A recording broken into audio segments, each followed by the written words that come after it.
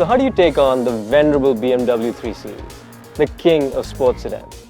Well, you start with a clean sheet of paper for one, and that's exactly what Jaguar has done with the brand new XE. It's got a brand new all-aluminium architecture, it's got a brand new series of engines, and it's got a brand new fantastic looking design. Ian Callum, the man who's penned this machine, is probably the most accomplished designer in the world today. Sure, he's taken a hell of a lot of inspiration from one of his previous designs, the flagship XJ, but it still looks absolutely stunning. But Ian, how could you let your engineers ruin your design by putting on these spindly little wheels? Promise me, if you buy this car, you put on a decent set of rims. Sure, it may not ride quite as well, and you may get a little bit of a backache, but I can sacrifice a little bit of comfort if it looks that much better.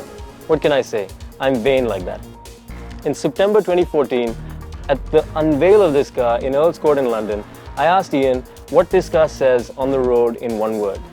And he said it says sporty. And that's why we're at the BIC to test it. So enough talk, let's get in the car and see if it lives up to that image.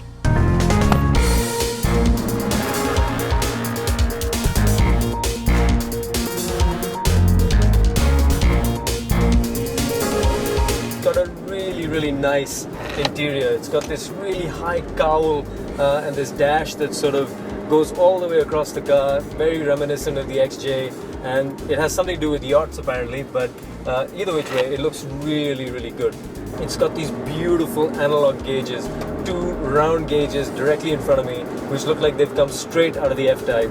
It's got this cascading sort of center console, it's got this wraparound dashboard, it's got a really nice driving position, it's got some nice materials.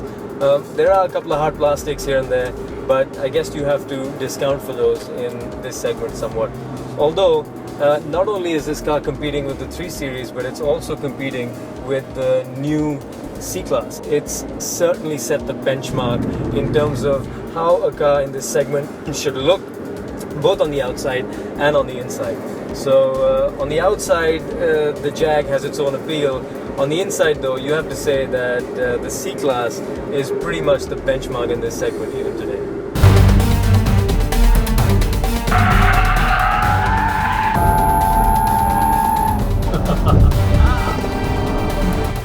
Things we need to attend to in this car before we can really step on the gas.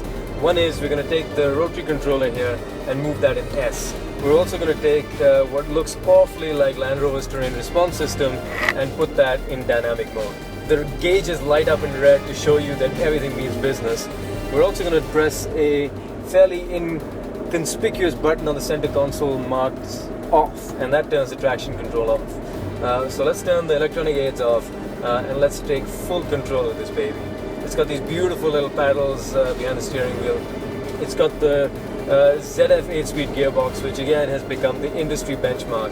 This particular model has the 2-liter turbocharged direct injection petrol engine that produces 237 horsepower and 340 Nm of torque. The body weighs just 325 kilos. It's 75% aluminium, 25% steel. The weight distribution is near perfect. The center of gravity is really low. It's got double wishbones suspension in the front, which is taken straight out of the F-Type sports car. It's got a multi-link, an integral link in the back, which is a really sophisticated rear suspension done to reduce the center of gravity and keep this car handling brilliantly. The initial reports have all been really good. So really, this car should set the industry benchmark as far as handling on the track is concerned. This engine on the road is absolutely incredibly smooth and refined. At idle you can hear the direct injection, it's got a little bit of clatter, but once you're on the move, it is absolutely incredibly smooth all the way to the red line, and it just doesn't feel like a turbocharged 4-cylinder engine. It feels like a 6-cylinder engine. It revs all the way to the almost 7,000 RPM red line. It's really smooth and it's really urgent. It feels like a full 240 horsepower. But like I said before, enough talk, familiarization over. Let's see what this baby does if you really start to push it.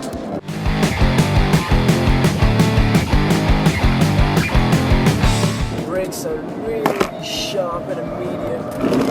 You us point the car into the apex, slide it out to the exit, and then pull out of the corner.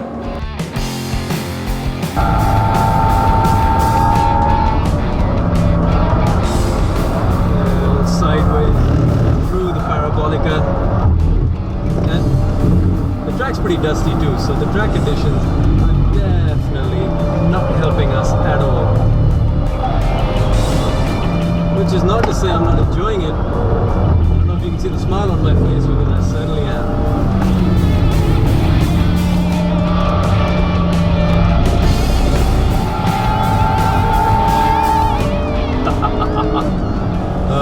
Full lock on at the exit. This is fun. This is exactly what a sports sedan should be. It's fun, it's enjoyable, you can throw it around, and it's not intimidating. 157.57.